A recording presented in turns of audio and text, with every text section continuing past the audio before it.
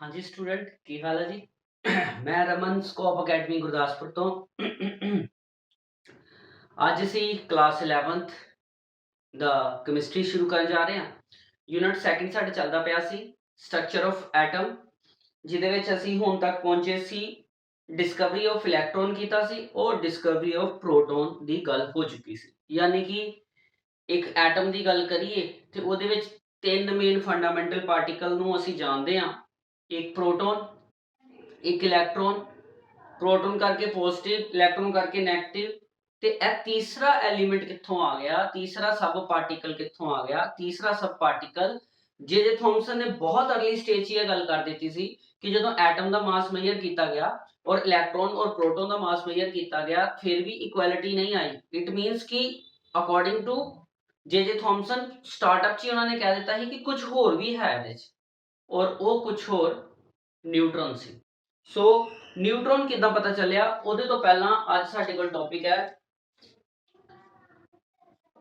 ਜੇ ਥॉमसन ਦੁਆਰਾ ਜੇ थॉमसन ਦਾ ਦਿੱਤਾ ਹੋਇਆ ਮਾਡਲ। ਕਿਹੜਾ ਮਾਡਲ? ਜੇ थॉमसन ਦਾ ਕਿਹੜਾ ਮਾਡਲ?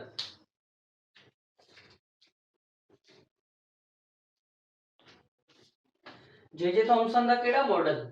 ਜੇ थॉमसन ਦਾ सब एटॉमिक मॉडल, यानी कि सब एटॉमिक मॉडल ऑफ एटम, मतलब उन्होंने एटम दे लई सब तो पहला मॉडल दिता सी। जे थॉमसन दा मॉडल हुण असीं मॉडल ही शुरू करन जा रहे हां एक एक करके एटम बारे जिन्हां ने जो गल्लां पहलां कीतियां उन्हां दे लई असीं पढ़न जा रहे हां।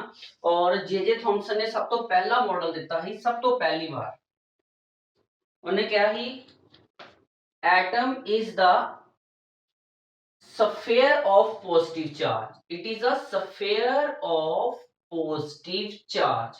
मतलब एटम एक स्फेयर है किस चीज का? पॉजिटिव चार्ज का। मतलब कि पूरे का पूरा एटम एक स्फेयर की तरह है। यह सब तो पहला सब एटॉमिक मॉडल सी जिहदे विच यह गल कीती गई कि एक स्फेयर है जो कि पॉजिटिव चार्ज नाल फिलअप होया और नेगेटिव चार्ज जो है जिस तरह असी खीर बनाइए तो खीर दे विच जो ड्राई फ्रूट्स है वो मिलाए जाते हैं और थोड़े थोड़े पाए जाते हैं और फैले होंगे, स्प्रैड होंगे। उस तरह ही साडे कोल जिहड़ा एटम है वो स्प्रैड होया होया थ्रू आउट द स्फेयर। सो उन्हां द्वारा यह दिती गई जिहड़ी गल सी उहदे विच उन्हां ने डिफाइन कर दिता कि एटम जो है वो एक स्फेयर है और जिहदे विच पूरे दा पूरा पॉजिटिव चार्ज जो है वो फैलिया होया। Atom is a sphere of positive charge. और इलैक्ट्रॉन जिहड़े ने, इलैक्ट्रॉन्स जो ने वो एम्बेडेड ने लाइक सीड्स इन वाटरमेलन। जिहड़े इलैक्ट्रॉन्स ने जिस तरह वाटरमेलन हुंदा, वाटरमेलन दा पता ना, वाटरमेलन इन्हां दिनां च बहुत चलदा पिया। ਉਹਦੇ ਵਿੱਚ ਜਿਹੜਾ ਵਾਟਰਮੇਲਨ ਦੇ ਵਿੱਚ ਜਿਹੜਾ ਰੈੱਡ ਪਾਰਟ ਹੈ ਉਹਨੇ ਉਹਨੂੰ डिफाइन किया कि एस रेड पार्ट जो केक पार्ट है वो पॉजिटिव चार्ज है और जो ब्लैक बीज ने छोटे छोटे सीड्स ने वो इलैक्ट्रॉन की तरह ने। क्योंकि जे थॉमसन का पहला मॉडल जिहड़ा ही इलैक्ट्रिकल न्यूट्रलिटी के आधार के उत्ते ही उन्होंने यही चीज दसी कि एक विच पॉजिटिव है और एक चीज नैगेटिव है। पॉजिटिव चार्ज प्रॉपरली तरीके नाल पूरे स्फेयर दे विच फैलिया होया ते नैगेटिव चार्ज पॉजिटिव चार्ज नूं बैलेंस करन दे लई विच विच जगह दे उत्ते रिसाइड करदा। क्यों? उन्हां दा यह कहण दा कारण हैगा सी कि इलैक्ट्रॉन जो है वो साइज विच बहुत छोटे ने और प्रोटॉन जो ने साइज च वड्डे ने ते इस हिसाब नाल उन्हां ने इस चीज नूं एक डायरेक्शन दित्ती। इस मॉडल नूं आपां पल्म पडिंग मॉडल या वाटरमेलन मॉडल भी बोलते हैं। ठीक है जी, समझ आ गया। सो पहला मॉडल जे थॉमसन द्वारा दिता गया जिहदे विच उन्हां ने एक एटम नूं एक स्फेयर नाल कंपेयर कीता। वो स्फेयर पॉजिटिव चार्ज नाल बनिया होया सी और वो पॉजिटिव चार्ज पूरे स्फेयर विच फैलिया होया सी और नेगेटिव चार्ज ओनू बैलेंस करने वास्ते लाइक सीड्स ओहदे विच थोड़ी जगह दे विच फैलिया होया सी। पर जे थॉमसन द्वारा दिता गया मॉडल पूरी तरह नाल ਨੈਗਲੈਕਟ ਕਰ ਦਿੱਤਾ ਗਿਆ। ਹਾਲਾਂਕਿ ਦੋ ਤਿੰਨ ਚੀਜ਼ਾਂ ਸਹੀ ਹੀ। ਪਹਿਲੀ ਚੀਜ਼ ਸਹੀ ਹੀ ਕਿ ਪੋਜ਼ਿਟਿਵ ਚਾਰਜ ਹੈ, ਦੂਜੀ ਚੀਜ਼ ਹੀ ਨੈਗੇਟਿਵ ਚਾਰਜ ਵੀ ਹੈ, ਔਰ ਦੋਨੇ ਚਾਰਜ ਇਕੁਅਲ ਹੋਣ ਕਰਕੇ ਇੱਕ ਦੂਜੇ ਨੂੰ ਬੈਲੈਂਸ ਕਰਦੇ ਪਏ ਆ। ਸੋ ਐਟਮ ਜੋ ਹੈ ਇਲੈਕਟ੍ਰੀਕਲ ਨਿਊਟਰਲ ਹੈ। ਬਟ ਮਾਸ ਨੂੰ ਲੈ ਕੇ ਇਹ ਚੀਜ਼ ਗਲਤ ਹੈ ਕਿ ਮਾਸ ਪੂਰੀ ਤਰੀਕੇ ਨਾਲ ਹਰ ਜਗ੍ਹਾ ਤੇ ਫੈਲਿਆ ਹੋਇਆ। ਸੋ ਇੱਕ ਤੇ ਸਿਰਫ ਕਨਸੈਪਚੁਅਲ ਗੱਲ ਹੋਣ ਕਰਕੇ ਕੋਈ ਵੀ ਐਕਸਪੈਰੀਮੈਂਟਲ ਫੈਕਟ ਨਹੀਂ ਸੀ ਇਸ ਮਾਡਲ ਦਾ, ਸਿਰਫ ਇਹਦੇ ਤੇ ਅਜ਼ੰਪਸ਼ਨਲ ਗੱਲ ਕੀਤੀ ਗਈ ਸੀ। ਇੱਕ ਅਜ਼ੰਪਸ਼ਨ ਕਰਕੇ ਕਹਿ ਦਿੱਤਾ ਗਿਆ ਕਿ ਐਟਮ ਇਸ ਤਰ੍ਹਾਂ ਦਾ ਹੋਏਗਾ, ਇਹਦੇ ਲਈ ਕੋਈ ਐਕਸਪੈਰੀਮੈਂਟ ਟਰੂਥ ਨਹੀਂ ਸੀ ਹੈਗੀ, ਇਸ ਕਰਕੇ ਐਵੀਡੈਂਸ ਨਾ ਹੋਣ ਕਰਕੇ। ਔਰ ਦੂਸਰਾ ਜੋ ਕਿ ਮਾਸ ਨੂੰ ਲੈ ਕੇ, ਮਾਸ ਐਟਮ ਦਾ ਇਸ ਤਰ੍ਹਾਂ ਸਪਰੈਡ ਆਊਟ ਨਹੀਂ ਹੁੰਦਾ। ਸੋ ਜੇ ਥੌਮਸਨ ਦਾ ਪਹਿਲਾ ਮਾਡਲ ਖਤਮ ਕਰ ਦਿੱਤਾ ਗਿਆ, ਨਹੀਂ ਮੰਨਿਆ ਗਿਆ, ਔਰ ਉਹਦੇ ਪਿੱਛੇ ਕਾਰਨ ਸੀ ਅਗਲੀ ਐਕਸਪੈਰੀਮੈਂਟ ਦਾ, ਜੋ ਕਿ ਬਹੁਤ ਬਹੁਤ ਬਹੁਤ ਇੰਪੋਰਟੈਂਟ ਸੀ, ਜੋ ਕਿ ਇੰਨੀ ਇੰਪੋਰਟੈਂਟ ਸੀ ਕਿ ਇਸ ਬੇਸ ਦੇ ਉੱਤੇ ਅੱਗੇ ਬਹੁਤ ਸਾਰੀਆਂ ਡਿਸਕਵਰੀਜ਼ ਹੋਈਆਂ, ਬਹੁਤ ਸਾਰੀ ਐਕਸਪੈਰੀਮੈਂਟਸ ਜਿਹੜੇ ਨੇ ਉਹ ਇਸੇ ਮਾਡਲ ਨੂੰ ਲੈ ਕੇ ਕੀਤੇ ਗਏ। ਸੋ ਉਸ ਮਾਡਲ ਦਾ ਨਾਮ ਸੀ, ਇਸ ਐਕਸਪੈਰੀਮੈਂਟ ਤੋਂ ਜੋ ਐਕਸਪੈਰੀਮੈਂਟ ਕੀਤਾ ਗਿਆ ਸੀ ਰਦਰਫੋਰਡ ਦੁਆਰਾ, Rutherford experiment of alpha particle. Rutherford ਨੇ ਇੱਕ ਐਕਸਪੈਰੀਮੈਂਟ ਕੀਤਾ ਸੀ ਜਿਹਦੇ ਵਿੱਚ ਅਲਫਾ ਪਾਰਟੀਕਲ ਕੀ ਕਰਦੇ ਸੀ, ਸਕੈਟਰਿੰਗ ਕਰਦੇ ਸੀ। ਸੋ ਇਸ ਮਾਡਲ ਨੂੰ ਆਪਾਂ ਕਹਿ ਸਕਦੇ ਹਾਂ ਅਲਫਾ ਪਾਰਟੀਕਲ ਸਕੈਟਰਿੰਗ ਮਾਡਲ। ਠੀਕ ਹੈ, ਤੁਹਾਨੂੰ ਯਾਦ ਹੈ ਤੁਸੀਂ ਮੇਰੇ ਕੋਲੋਂ ਇਸ ਯੂਨਿਟ ਦਾ ਸਭ ਤੋਂ ਸਟਾਰਟਅਪ ਦੇ ਵਿੱਚ ਕੈਥੋਡ ਰੇਜ਼ ਟਿਊਬ ਐਕਸਪੈਰੀਮੈਂਟ ਕੀਤਾ ਸੀ। ਲਗਭਗ ਉਸੇ ਤਰ੍ਹਾਂ ਹੀ ਇਹ ਟੌਪਿਕ ਸ਼ੁਰੂ ਹੋਣ ਜਾ ਰਿਹਾ, ਬੜਾ ਮਜ਼ਾ ਆਣਾ ਇਹਦੇ ਵਿੱਚ। ਸੋ ਜੇ ਕਾਪੀ ਪੈਨ ਨਹੀਂ ਰੱਖਿਆ ਤੇ ਜਰੂਰ ਲਾਗੇ ਰੱਖ ਲਓ। ਠੀਕ ਹੈ, ਸੋ ਰਦਰਫੋਰਡ ਮਾਡਲ ਜੋ ਹੈ ਉਹ ਬਹੁਤ ਹੀ ਇੰਪੋਰਟੈਂਟ ਤੇ ਮਜ਼ੇਦਾਰ ਹੋਣ ਜਾ ਰਿਹਾ। ਸੋ ਧਿਆਨ ਨਾਲ ਸਮਝਿਓ ਜੀ। ਅਸੀਂ ਕਰਨ ਜਾ ਰਹੇ ਹਾਂ Rutherford model of alpha particle.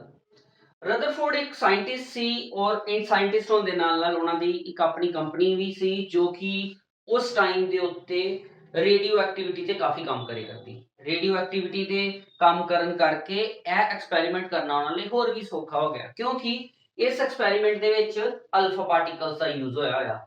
Alpha particle, beta particle ਔਰ ਗਾਮਾ ਪਾਰਟੀਕਲ, ਇਹ ਤਿੰਨੇ ਤਰ੍ਹਾਂ ਦੇ ਪਾਰਟੀਕਲ ਸਾਡੀ ਨਿਊਕਲੀਅਰ ਫਿਜ਼ਿਕਸ ਦੇ ਵਿੱਚ ਆਉਂਦੇ ਆ, ਜਿੱਥੇ ਆਪਾਂ ਨਿਊਕਲੀਅਰ ਰਿਐਕਸ਼ਨਸ ਦੀ ਗੱਲ ਕਰਦੇ ਹਾਂ। ਹੁਣ ਗੱਲ ਕਰਦੇ ਹਾਂ ਮਾਡਲ ਕੀ ਸੀ।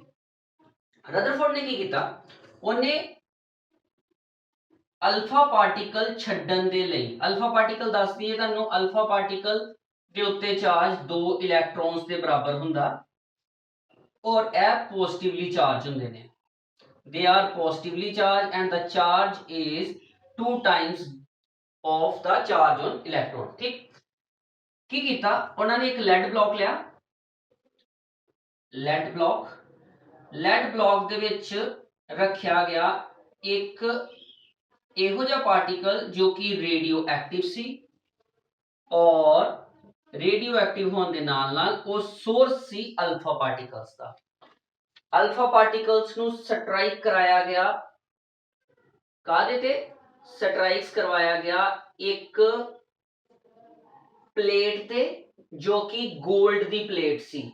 ਪਲੇਟ ਮਤਲਬ ਬਿਲਕੁਲ ਹੀ ਪਤਲੀ ਸਟ੍ਰਿਪ ਜਿਹਨੂੰ ਬੋਲਦੇ ਆਪਾਂ, ਇੱਕਦਮ ਹਲਕੀ ਵਾਲੀ ਪਲੇਟ ਤੇ 골ਡ ਫॉइल।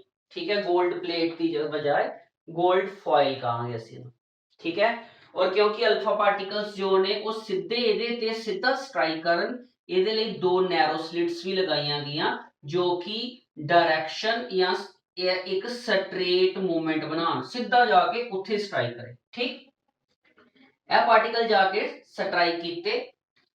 ਇਸ ਐਕਸਪੈਰੀਮੈਂਟ ਦੇ ਬਾਅਦ ਇਹ ਜਿਹੜੇ ਅਲਫਾ ਪਾਰਟੀਕਲ ਜਾ ਕੇ 골ਡ ਫॉइल ਤੇ ਟਕਰਾਏ, ਉਹਨਾਂ ਨੂੰ ਪਕੜਨ ਵਾਸਤੇ, ਜਾਂ ਕਹਿ ਲਓ ਕਿ ਆਫਟਰ ਸਟ੍ਰਾਈਕਿੰਗ ਕੀ ਹੁੰਦਾ ਉਹਨੂੰ ਨੋਟ ਕਰਨ ਵਾਸਤੇ, ਇਹਦੇ ਆਲੇ ਦੁਆਲੇ ਇੱਕ ਗੋਲ ਸਰਾਊਂਡਡ, ਹਰ ਪਾਸਿਓਂ ਸਰਾਊਂਡਡ ਸਰਕੂਲਰ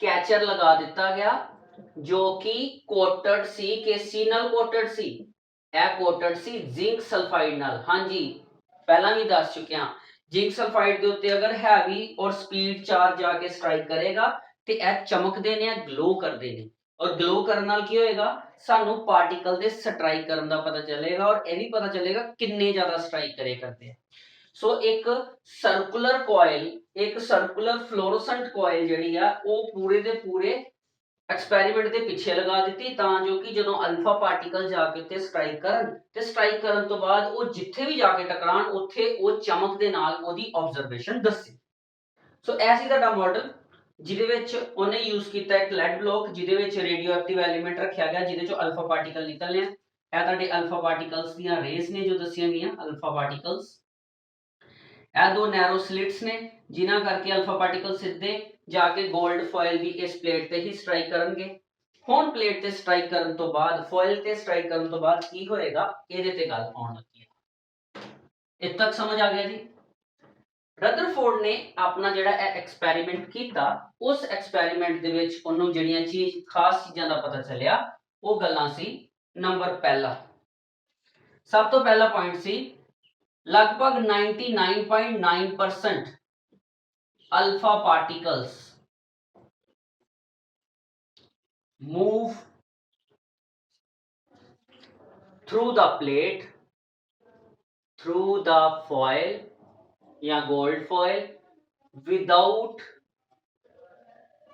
any deflection बिना किसी deflection दे ਇਹ ਜਿਹੜੇ अल्फा particles ने सीधे निकल गए सीधे मतलब स्ट्रेट और किन्ने लगभग 99.9% मतलब ऑलमोस्ट सारे अल्फा पार्टिकल चले गए क्लियर होगी गल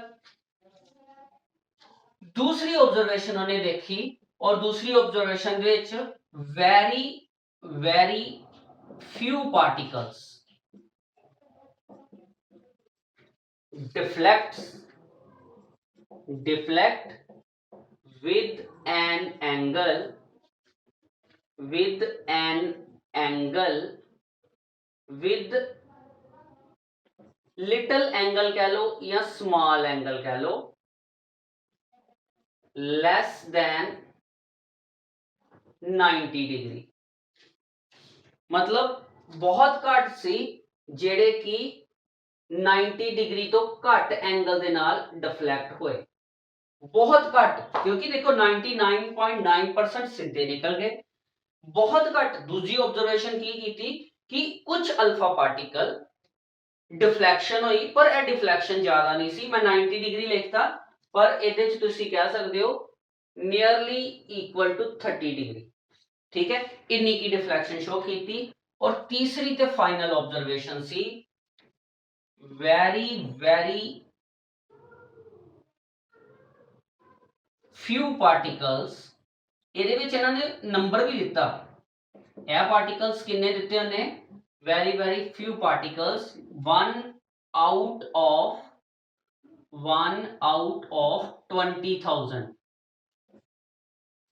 deflected back with angle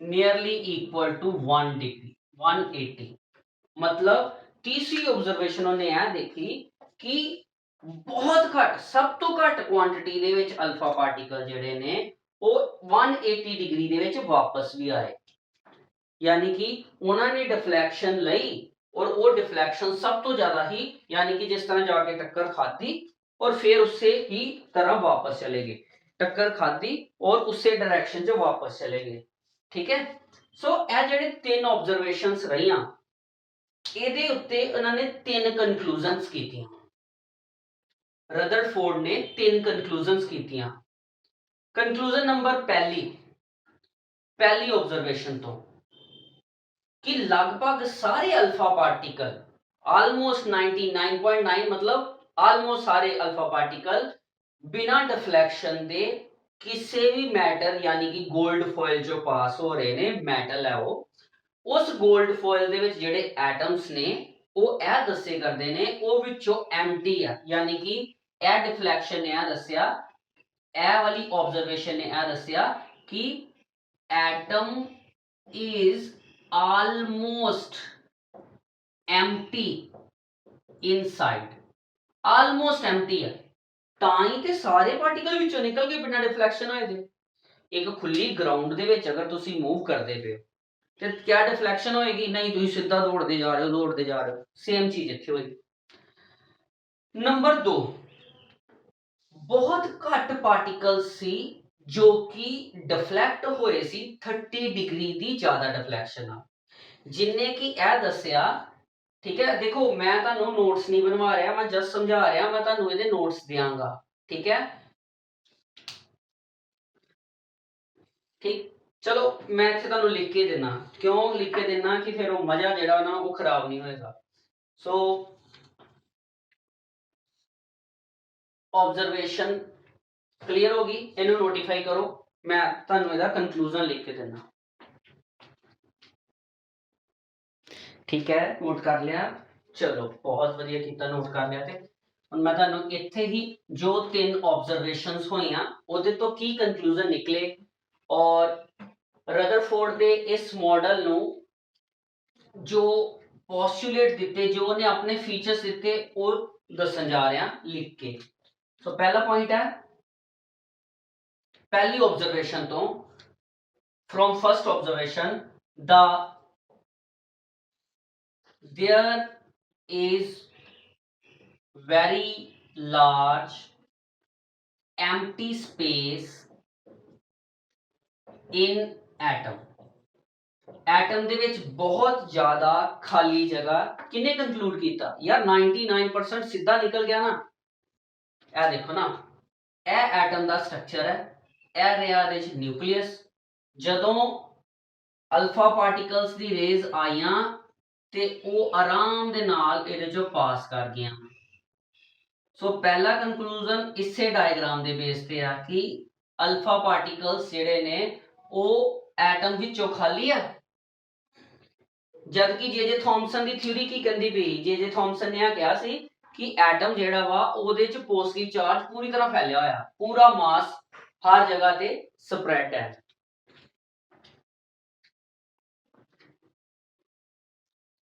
ठीक है, सो पहली कंफर्मेशन होगी पहली चीज की कि there is large empty space, मतलब होलो है एटम अंदरों ना, बिल्कुल खाली है। Number 2, there is positive charge inside the atom, which is reside at very small space।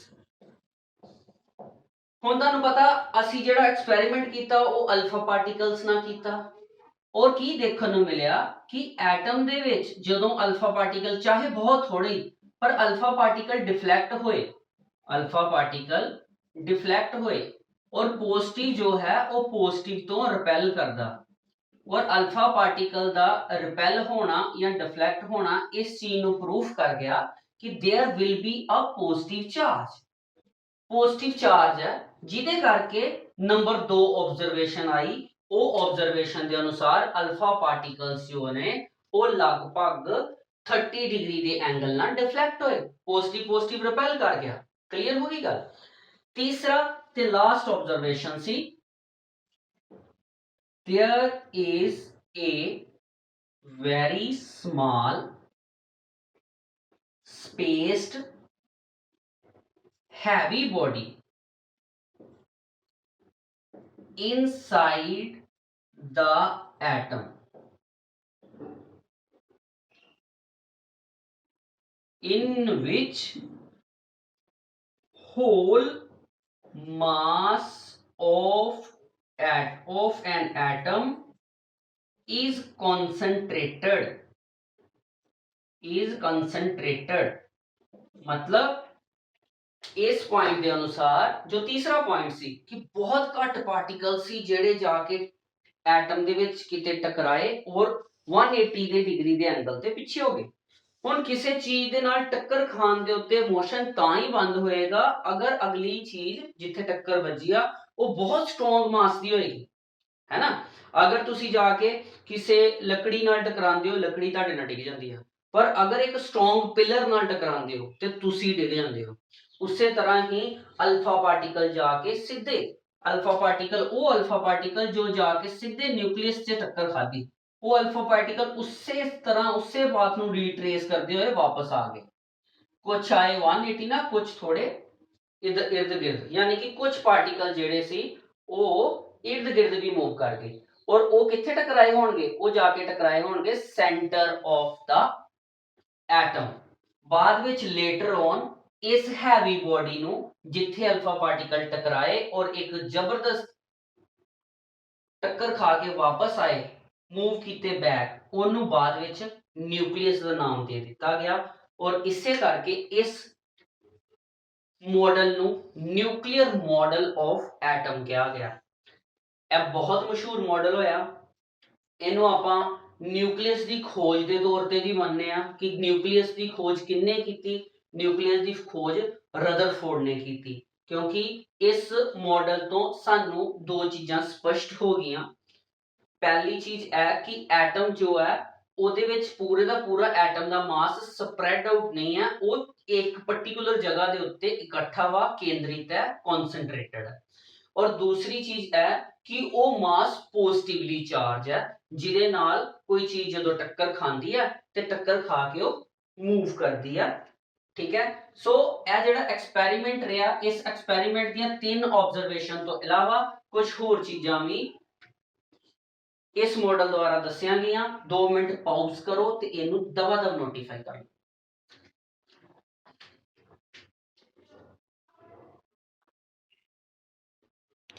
सो 3 ऑब्जरवेशंस तो 3 कंक्लूजन्स के अलावा भी एलिमेंट वालों कह लो या एटम वालों कह लो काफी सारे होर फीचर्स भी रदरफोर्ड मॉडल द्वारा दिते गए।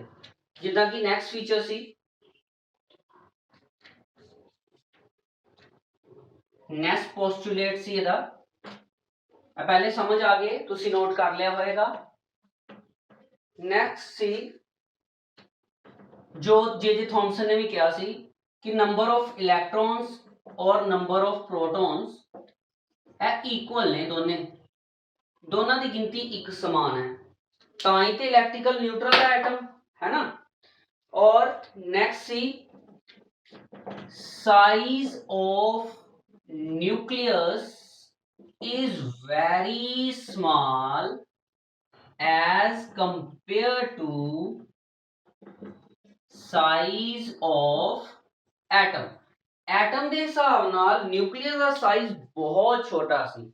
अगर एक्सपेरिमेंटल स्टडी की गल की जाए तो 10 raise to the power -10 metre मन्निया गया रेडियस ऑफ द एटम। ठीक है, साइज किदे नाल दिता गया 10 रेज़ टू दी पावर -10 नाल, जबकि न्यूक्लियस दा साइज दिता गया 10 raise to the power -15 metre दे नाल। इट मींस कि लगभग ज्यादा नहीं ते 10 raise to the power 5, 10 raise to the power 5 दा फर्क है। लगभग 10 रेज़ टू दी पावर 5 दा मतलब हो गया 1 लाख टाइम्स। ਇਹਦਾ मतलब ਇੱਥੇ ਇੱਕ ਬਹੁਤ ਵਧੀਆ ਫੈਕਟ ਦਿੱਤਾ ਉਹਨਾਂ ਨੇ, ਜੇ ਤੁਸੀਂ ਇਹਨੂੰ ਪ੍ਰੈਕਟੀਕਲੀ ਸੋਚੋ ਇੱਕ ਵਾਰ ਤੇ ਕਿਸੇ ਚੀਜ਼ ਦਾ ਸਾਈਜ਼ ਇੰਨਾ ਜ਼ਿਆਦਾ ਵੱਡਾ, लगभग इस तरह हो गया कि एक स्टेडियम जो कि एक एटम मान लीए ते उस स्टेडियम दे विच अगर एक मक्खी बी मूव करती पई है ते आपां उहनूं कहांगे वो साडा एक न्यूक्लियस है। ठीक है, क्योंकि देखो ना 1 लाख गुणा मतलब बहुत बड़ा फर्क सी। इत्थों ये भी गल क्लीयर होया कि एटम जो है वो इलेक्ट्रिकल न्यूट्रल है, एटम के सेंटर दे विच न्यूक्लियस है, न्यूक्लियस से सारा मास कॉन्सनट्रेटेड है और न्यूक्लियस पॉजिटिवली चार्ज्ड है। ये सारे पॉइंट्स दसे गए किदे द्वारा? रदरफोर्ड मॉडल द्वारा। और यह सारा पॉइंट केंद्रित कादे ते रहा? न्यूक्लियस ते। सारा कुछ की दस्या? न्यूक्लियस बारे। समझ आई इत्थों तक?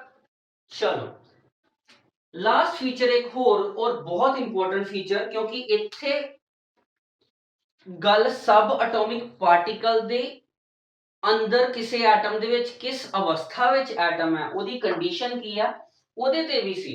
यानी कि इन्होंने क्या the electrons inside the atom revolve around the nucleus।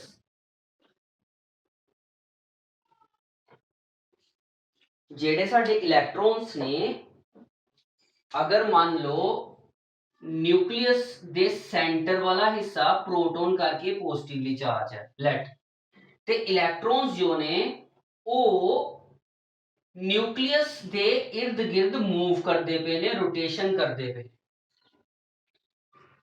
हुण क्या अल्फा पार्टिकल दे एक्सपेरिमेंट द्वारा इन्हां दा मोशन रिप्रेजेंट किया जा सकता है? क्या यह गल उन्होंने एक्सपेरिमेंटल फैक्ट नाल कही कि इस तरह ही कह दी या फिर आप इन्हों इस तरह ही मान लीए? इहदे अनुसार कहा गया the electrons of the atom revolve around the nucleus in the definite path और उस डेफिनेट पाथ नूं कहता गया इन सर्कुलर पाथ जिन्हों बाद विच नाम दिता गया ऑर्बिट। ऑर्बिट शब्द किन्ने दिता? रदरफोर्ड दे मॉडल ने दिता। ठीक है, क्लियर होगी गल? हुण यह कॉन्सेप्ट कित्थों आया? देखो जेड़ा इलेक्ट्रॉन का मॉडल कहा गया ना किसी भी प्रोटॉन दे या न्यूक्लियस के आले दुआले रिवॉल्व करता, अगर तुसी देखोगे जस्ट लाइक साडे सोलर सिस्टम की तरह ही है। जिस तरह साडे सन दे इर्द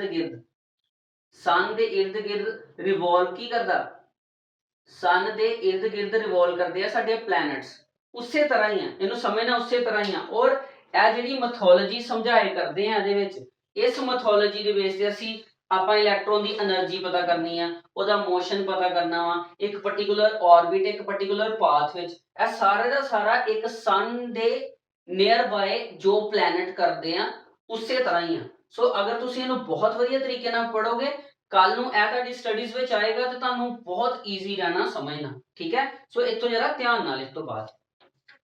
अच्छा, मैं यह गल करता पाया सी कि अगर alpha particle the scattering model motion represent नहीं कर सकता तो फिर रदरफोर्ड ने इलेक्ट्रॉन एक पर्टिकुलर पाथ विच मूव करे करते ने यह किस तरह कह दिता? क्या यह गल वैलिड ही या नहीं? देखो ये पीछे की कारण ही वो मैं तुहानू दसदा। सानू पता कि सेंटर दे विच जिहड़ा न्यूक्लियस है उहदे उत्ते पॉजिटिव चार्ज हुंदा और इलैक्ट्रॉन दे उत्ते नेगेटिव चार्ज हुंदा। और पॉजिटिव और नेगेटिव इत्थे पॉजिटिव ला लीए इत्थे नेगेटिव ला लीए, इन्हां दे विच की हुंदा एक फोर्स ऑफ अट्रैक्शन हुंदी है ना। फोर्स ऑफ अट्रैक्शन हुंदी है, इन्हां नूं आपां बोलदे हां इलैक्ट्रोस्टैटिक फोर्स ऑफ अट्रैक्शन। दो ऑपोजिट चार्ज एक दूजे नूं अट्रैक्ट करदे ने। क्लियर? अगर अट्रैक्ट करते हैं तो फिर तो इस तरह हो जाना चाहिए सी कि नेगेटिव जो है वो साइज वजों छोटा वा और इन्ना ज्यादा वेट भी नहीं है, तो यह जाके न्यूक्लियस दे विच जाके एंटर कर जांदा, जाके प्रोटॉन नूं मिल जांदा ते जिहदे नाल एटम जिहड़ा सी वो खत्म हो जाना सी। ठीक है ना, बट इस तरह नहीं हुंदा। यही पॉलिसी के बेस के उत्ते उन्होंने कहा कि इलैक्ट्रॉन रिवॉल्व कर रहा है, क्योंकि अगर इलैक्ट्रॉन रिवॉल्व करेगा कोई भी चीज अगर एक सर्कुलर पाथ विच रिवॉल्व करती है ते उस सर्कुलर पाथ विच रिवॉल्व करन दे लई ओनू चाहिदी हुंदी है सेंट्रीपिटल फोर्स। और यह सेंट्रीपिटल फोर्स जो इलैक्ट्रोस्टैटिक फोर्स सी इलैक्ट्रॉन दी न्यूक्लियस दे लई उहदे बराबर होएगी, जिहदे करके न्यूक्लियस दे विच इलैक्ट्रॉन नहीं डिगेगा और वो लगातार सर्कुलर मोशन च चलता रहेगा। मैं तुहानू इहदी एग्जांपल एक होर दिना समझ आ जाएगी। सानू पता ग्रेविटेशन दा, ग्रेविटेशन दा मतलब हुंदा दो मास बॉडीज एक दूजे नूं अट्रैक्ट करदियां ने, असीं पढ़िया। यह भी गल सच्ची है कि कोई भी चीज नूं आपां सुट्टदे हां उहदा मास है, इतना फड़िया सुट्टिया नीचे नूं क्यों डिगदा? क्योंकि मास बॉडी दिस वन और अर्थ भी साडी मास बॉडी है, तां ही डिगे करदा, अट्रैक्ट करदे आ। इत्थों तक क्लीयर है ना? अगर गल करिए प्लैनेट यानी कि अर्थ और सन दी, यह सन है और यह प्लैनेट है और रिवॉल्व करता पाया, इन्हां च भी तो ग्रेविटेशनल फोर्स है। फिर की कारण है कि अर्थ सन ਦੇ ਵਿੱਚ ਐਂਟਰ ਕਿਉਂ ਨਹੀਂ ਕਰਦੀ ਜਾਂ सन ਵਾਲੇ ਪਾਸੇ ਨੂੰ ਅਟਰੈਕਟ ਕਿਉਂ ਨਹੀਂ ਹੋ ਰਹੀ? ਸੇਮ ਕਾਰਨ ਹੈ gravitational force. Gravitational force is cancelled by the centripetal force. ਕਿਉਂ?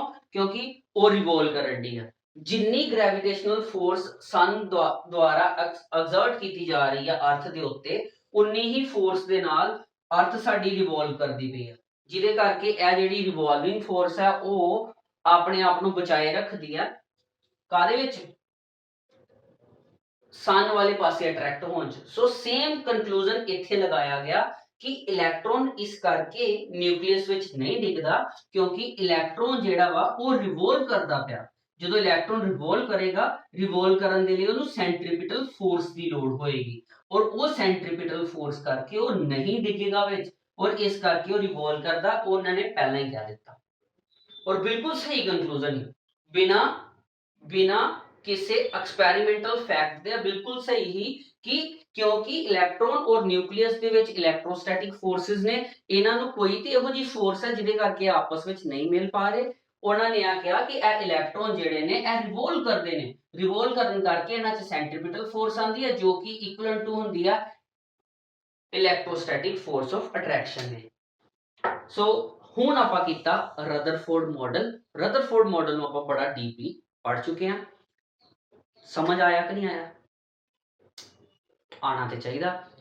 ਆਪਾਂ ਦੋ ਮਾਡਲ ਪੜ੍ਹੇ ਅੱਜ, ਔਰ ਨਾਲ ਦੇ ਨਾਲ ਨਿਊਕਲੀਅਸ ਦੀ ਖੋਜ ਕਿੱਦਾਂ ਹੋਈ ਉਹਦੇ ਤੇ ਗੱਲ ਕੀਤੀ। ਦੇਖੋ ਪੁੱਤਰ ਜੀ, ਜਦੋਂ ਵੀ ਸਟੱਡੀ ਦੀ ਗੱਲ ਆਉਂਦੀ ਹੈ ਨਾ, ਤੇ ਸਟੱਡੀ ਹਮੇਸ਼ਾ ਇੱਕ ਕਨਸੈਂਟ੍ਰੇਸ਼ਨ ਪੈਟਰਨ ਨਾਲ ਕੀਤੀ ਜਾ ਸਕਦੀ ਹੈ। ਇਹਦੇ ਵਿੱਚ ਤੁਸੀਂ ਇਹ ਬਿਲਕੁਲ ਨਹੀਂ ਕਰ ਸਕਦੇ ਉੱਠੇ ਬੈਠੇ, ਪੜ੍ਹਿਆ ਨਹੀਂ ਪੜ੍ਹਿਆ, ਚੱਲ ਗਏ ਉੱਠੇ, ਨਹੀਂ। ਅਗਰ ਤੁਸੀਂ ਪੜ੍ਹਨ ਬੈਠਦੇ ਪਏ ਹੋ, ਮੈਂ ਪਹਿਲਾਂ ਵੀ ਬੋਲਿਆ ਔਰ ਇੱਕ ਵਾਰ ਫਿਰ ਬੋਲ ਰਿਹਾ, ਜਿਸ ਤਰ੍ਹਾਂ ਸਾਨੂੰ ਅੱਛਾ ਪਕਵਾਨ ਖਾਣ ਵਾਸਤੇ ਆਪਣੇ ਆਪ ਨੂੰ ਥੋੜੀ ਦੇਰ ਲਈ ਆਪਣੇ ਪੇਟ ਨੂੰ ਰਾਹਤ ਦੇਣੀ ਪੈਂਦੀ ਹੈ ਤਾਂ ਜੋ ਕਿ ਅਗਰ ਮੈਂ ਉਹਨੂੰ ਖਾਵਾਂ ਤੇ ਮੈਨੂੰ ਮਜ਼ਾ ਆਏ। ਉਸ ਤੋਂ ਪਹਿਲਾਂ ਅਗਰ ਤੁਸੀਂ ਫਾਸਟ ਫੂਡ ਇਹ ਉਹ ਖਾ ਲਿਆ ਹੋਏਗਾ ਤੇ ਮਜ਼ਾ ਨਹੀਂ ਆਏਗਾ ਨਾ। ਉਸੇ ਤਰ੍ਹਾਂ ਹੀ ਸਟੱਡੀ ਹੈ। ਅਗਰ ਤੁਸੀਂ ਮੇਰੇ ਲੈਕਚਰ ਲਗਾਉਂਦੇ ਹੋ, ਅਗਰ ਤੁਹਾਨੂੰ ਚੰਗੇ ਲੱਗਦੇ ਆ तो प्लीज़ ਇਹਦੇ ਤੋਂ ਪਹਿਲਾਂ ਥੋੜੇ ਤਿਆਰ ਹੋ ਕੇ ਬੈਠੋ, ਕਾਪੀ ਪੈਨ ਰੱਖੋ ਆਪਣੇ ਨਾਲ। ਮੈਂ ਕੋਸ਼ਿਸ਼ ਕਰਾਂਗਾ ਕਿ ਇਹ ਮੌਸਮ ਹੋਰ ਵੀ ਵਧੀਆ ਬਣੇ। ਮੈਂ ਤੁਹਾਨੂੰ ਇੰਨਾ ਵਧੀਆ ਔਰ ਬਰੀਕੀ ਨਾਲ ਸਾਰੀਆਂ ਚੀਜ਼ਾਂ ਪੜ੍ਹਾਵਾਂ ਕਿ ਤੁਸੀਂ ਜਿਹੜੀ ਵੀ ਬੁੱਕ ਫੜੋ ਉਹ ਸਾਰੀ ਬੁੱਕਸ ਤੁਹਾਨੂੰ ਇੱਦਾਂ ਲੱਗਣ ਕਿ ਤੁਸੀਂ ਸਭ ਦੇਖ ਚੁੱਕੇ ਹੋ, ਤੁਸੀਂ ਸਭ ਪੜ੍ਹ ਚੁੱਕੇ ਹੋ। ਮੋਸਟਲੀ ਸਟੂਡੈਂਟ ਬੁੱਕ ਦੇ ਕੋਲ ਤਾਂ ਹੀ ਨਹੀਂ ਜਾਂਦੇ ਕਿਉਂਕਿ ਉਹ ਸੈਲਫ ਸਟੱਡੀ ਤੋਂ ਦੌੜਦੇ ਨੇ, ਪਰ ਮੇਰਾ ਮੇਨ ਏਮ ਹੈ ਕਿ ਮੇਰੇ ਸਟੂਡੈਂਟ ਸੈਲਫ ਸਟੱਡੀ ਜ਼ਰੂਰ ਕਰਨ। ਸੈਲਫ ਸਟੱਡੀ ਕਰੋਗੇ ਤੇ ਤੁਹਾਡਾ ਤੋੜ ਕੋਈ ਨਹੀਂ ਹੋਏਗਾ। ਔਰ ਹਰ ਕੋਈ ਪੁੱਛੇਗਾ ਯਾਰ ਤੂੰ ਕਿੱਥੋਂ ਪੜ੍ਹ ਕੇ ਆਏਦਾ, ਤੈਨੂੰ ਸਭ ਪਤਾ। ਠੀਕ ਹੈ, ਮੈਂ ਤੁਹਾਨੂੰ ਪਤਿਆ ਨਹੀਂ ਰਿਹਾ, ਮਤਲਬ ਮੈਂ ਸਿਰਫ ਇਸ ਹਿਸਾਬ ਨਾਲ ਤੁਹਾਨੂੰ ਕ੍ਰੇਜ਼ੀ ਕਰਦਾ ਪਿਆ ਕਿ ਸਟੱਡੀ ਹੀ ਹੈ ਜਿਹੜਾ ਕਿ ਕੱਲ ਦਾ ਫਿਊਚਰ ਹੈ ਸਾਡਾ। ਜਿਹੜੇ ਬੈਸਟ ਹੋਣਗੇ, ਜਿਹੜੇ ਬੈਸਟ ਨਿਕਲਣਗੇ ਉਹ ਵਧੀਆ ਕਮਾਣਗੇ ਬੇਟਾ। ਓਕੇ ਬੇਟਾ ਜੀ, ਹੈਵ ਅ ਨਾਈਸ ਡੇ।